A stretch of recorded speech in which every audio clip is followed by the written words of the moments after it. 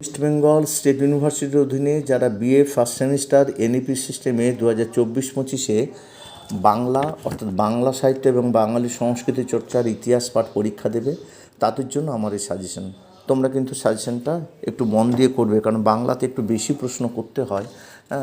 কারণ এটাতে এনইপি সিস্টেমে তোমরা সেকেন্ড বার পরীক্ষা, মানে দ্বিতীয় বছর, এটা তার আগের বছরে এনইপি সিস্টেমে পরীক্ষায় ছিল, এই বছরে দ্বিতীয়বার।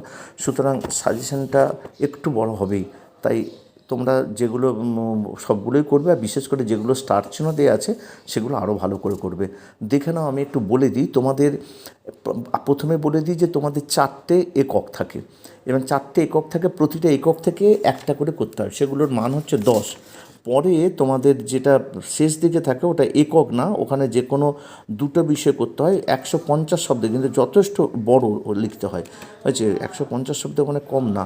তো সেখানে ওই দুটো করতে হয়, 5x2।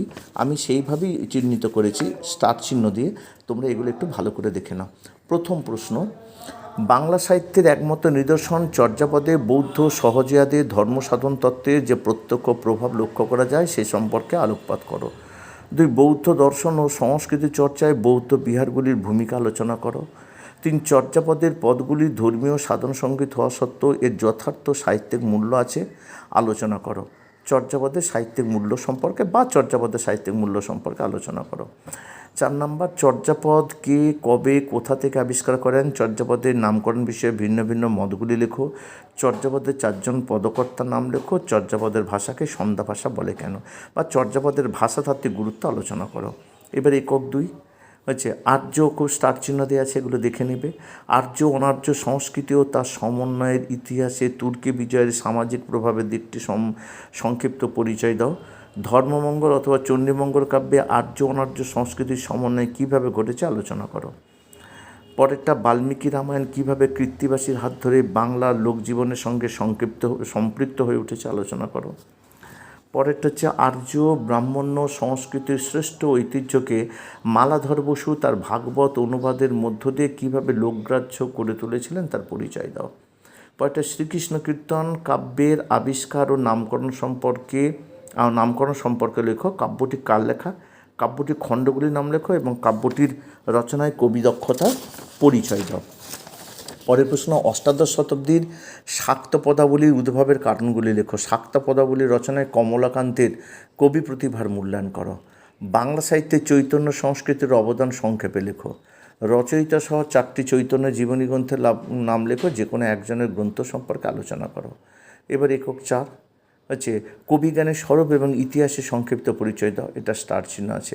পরেরটা, টপ্পা গানের প্রকৃতি এবং বৈচিত্র্য সম্পর্কে দৃষ্টান্ত সহ আলোচনা করো। বাংলা সাহিত্য ধারায় কবিগানের ভূমিকা কী? কবিগান রচনায় ভোলা ময়রার কবি কৃতিত্ব আলোচনা করো।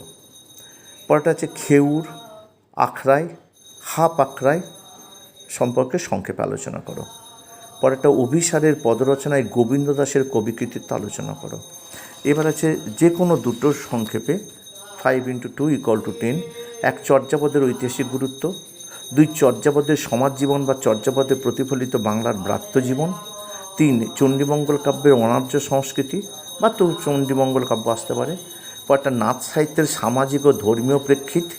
টিকা লেখো, পরাগলি মহাভারত, শ্রী শ্রী চৈতন্য চরিতামৃত, টপ্পা গান। হচ্ছে তুর্কি আক্রমণের ধ্বংসচিত্রের সংক্ষিপ্ত পরিচয় বা বাংলা সাহিত্য সংস্কৃতিতে তুর্কি আক্রমণের প্রভাব। আর পরেরটা হচ্ছে চণ্ডীদাস সমস্যা। এগুলো একটু ভালো করে করে যাবে, আশা রাখি এর মধ্যে পেয়ে যাবে। আর তোমরা যারা আমার চ্যানেলে নতুন তারা অবশ্যই চ্যানেলটিকে সাবস্ক্রাইব করে পাশে থাকা বেল আইকনটিকে বাজিয়ে সমস্ত নোটিফিকেশন অন করে রাখবে, যাতে এই ধরনের যে কোনো নোটস, যে কোনো সাজেশান, যে কোনো ভিডিও তোমাদের কাছে প্রথম পৌঁছে যায়। আজ এই পর্যন্ত, আবার দেখা হবে পরবর্তী কোনো ভিডিওতে।